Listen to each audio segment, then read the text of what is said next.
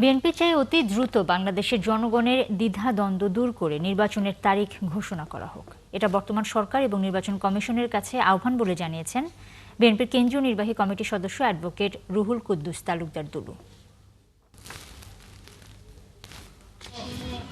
এই নির্বাচনের কার্যক্রম এবং নির্বাচন যেন না হয়, নির্বাচন যেন কোনোভাবে আরো পিছানো যায়, এই ষড়যন্ত্রে লিপ্ত রয়েছে একটা গোষ্ঠী।